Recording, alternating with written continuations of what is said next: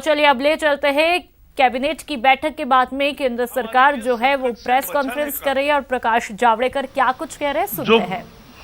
बेहतर प्रयास कर रहे हैं आरोग्य कर्मी, डॉक्टर्स है, नर्सेस है, आरोग्य कर्मी है, पैरामेडिक्स है, आशा वर्कर्स है, ऐसे सब लोग दुर्भाग्य से अपने देश में उन्हें हमलों का सामना करना पड़ा और अनेक जगह पड़ोसी ही सोचने लगे कि वो संक्रमण के कैरियर्स हैं। ये दुर्भाग्यजनक पहलू है। तो इसलिए आरोग्य कर्मियों के खिलाफ कोई हिंसा या हैरेसमेंट अब बर्दाश्त नहीं होगी और इसलिए उनको पूरा संरक्षण देने वाला एक अध्यादेश आज लागू करने का फैसला हुआ है और राष्ट्रपति जी के हस्ताक्षर के बाद वो तत्काल प्रभाव से लागू होगा। महामारी के संकट से जूझने वाले योद्धाओं को देश जब उन्हें सलाम कर रहा है, कुछ लोग उन पर हमले कर रहे हैं, कुछ लोग उन्हें संक्रमण फैलाने वाले समझ रहे हैं और ऐसी हिंसा या त्रासदी नहीं चलेगी, यह देखना पूरे समाज का और इसलिए सरकार का काम है। इसलिए जो महामारी बीमारी कानून था, एपिडेमिक डिसीजेस एक्ट 1897, बहुत पुराना कानून है। उस कानून के तहत 123 साल पहले वाला कानून है। उस कानून के तहत उसमें बदलाव करके यह अध्यादेश लागू करने का निर्णय आज मंत्रिमंडल ने किया है। अब यह होगा कि इस तरह का अपराध यह कॉग्निजेबल भी होगा और नॉन बेलेबल होगा। यह संज्ञान भी लिया जाएगा, संज्ञान योग्य भी होगा और जमानत न मिलने वाला होगा। 30 दिन में इसकी इन्वेस्टिगेशन पूरी होगी। सीनियर इंस्पेक्टर के लेवल पे ही इन्वेस्टिगेशन होगी और 1 साल में फैसला आएगा और सजा भी कड़ी सजा का प्रावधान किया है। 3 महीने से 5 साल सजा हो सकती है अगर इन पर हमले हुए या कोई नुकसान किया, और 50,000 से 2 लाख रुपए तक का जुर्माना देना पड़ सकता है। 50,000 से 2 लाख रुपया केसेस के ग्रेविटी पर तय होता है। और अगर बहुत गंभीर हमला है, गंभीर इंजरी हुई है, तो 6 महीने से 7 साल तक सजा का प्रोविजन है, 6 मंथ to 7 years। और ऐसे केसेस में जो जुर्माना है वो 1 लाख से 5 लाख तक है। तो भारी सजा भी होगी और भारी भरकम जुर्माना भी होगा। संदेश साफ है, डॉक्टर और आरोग्य कर्मियों पर हमले बर्दाश्त नहीं होंगे। केवल इतना ही नहीं, आज एक विशेष प्रोविजन भी की है अध्यादेश में कि समझो उनकी गाड़ी का नुकसान हुआ, उनकी क्लिनिक का नुकसान हुआ, तो जो भी उसकी कॉस्ट है, मार्केट वैल्यू, उसके 2 गुना जिसने हमला किया उनसे वसूला जाएगा। जो भी कोई हमले के लिए जिम्मेवार होंगे, उनसे जितना नुकसान हुआ है उसके मार्केट वैल्यू का 2 गुना ज्यादा ये उनसे भरपाई, कॉम्पेंसेशन के रूप में लिया जाएगा।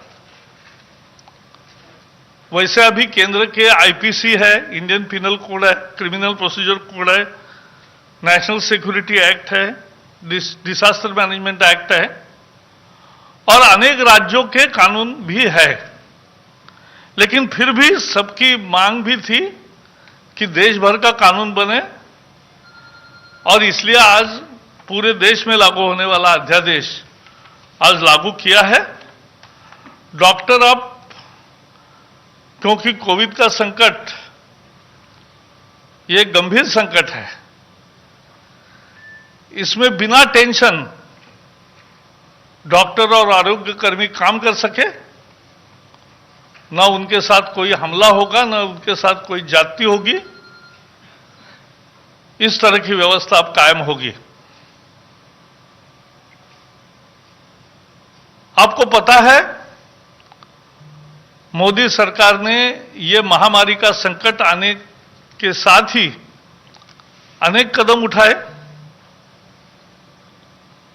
और सारे आरोग्य सेवा में लगे हुए सभी कर्मचारी, डॉक्टर से लेकर आशा वर्कर तक, नर्सेस से लेकर स्टाफ तक, पैरामेडिक्स तक से लेकर अन्य लोग भी, इन सबके लिए 50-50 लाख का इंश्योरेंस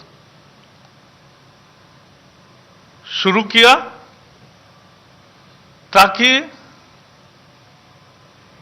मद निश्चिंत होकर आदमी काम कर सके। और इसलिए ये इंश्योरेंस का काम किया। दूसरा एक बड़ा फैसला लिया कि आयुष्मान योजना के लाभार्थी, अभी समझो किसी को कोविड है तो वो कोविड हॉस्पिटल में जाते हैं, वो एम्पैनल्ड हॉस्पिटल के सूची में नहीं है, लेकिन फिर भी उसको ट्रीटमेंट भी मिलेगी और उसका खर्चा भी मिलेगा, उसको पैसे नहीं देने पड़ेंगे। आयुष्मान भारत के जो योजना के जो पीएम जय योजना के जो 50 करोड़ से ज्यादा लोग लाभार्थी है, वो अगर दूसरी बीमारी, कोविड नहीं है, नॉन कोविड बीमारी, और नॉन पैनल्ड हॉस्पिटल में अगर अभी जाएंगे तो सरकारी अस्पताल के सर्टिफिकेट से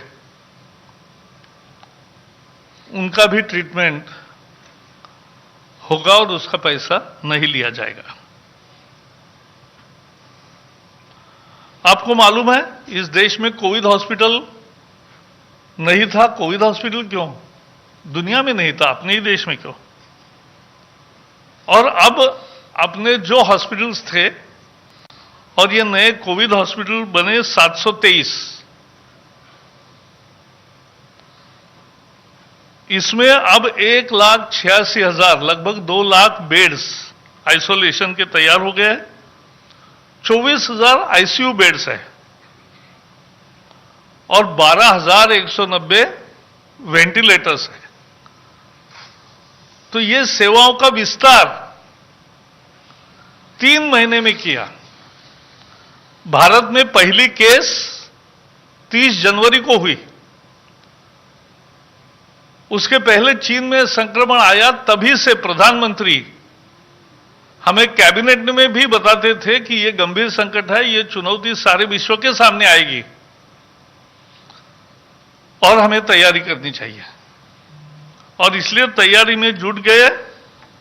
जहां पीपीई की बात है, हमारे यहां एक भी फैसिलिटी नहीं थी।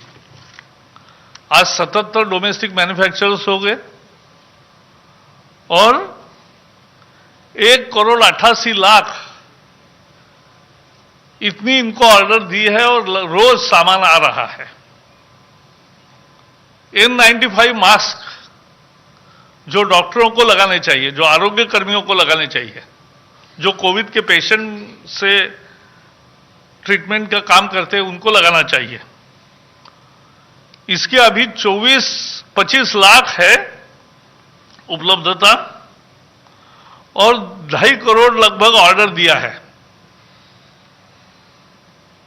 तो ये विस्तार है सेवाओं का। तो ये काम किया है और इसलिए मुझे लगता है कि पूरे आरोग्य कर्मियों के, आरोग्य परिवार का ही पूरा, ख्याल रखने का सरकार का मनोदय है और यही मनोदय आज के इस अध्याय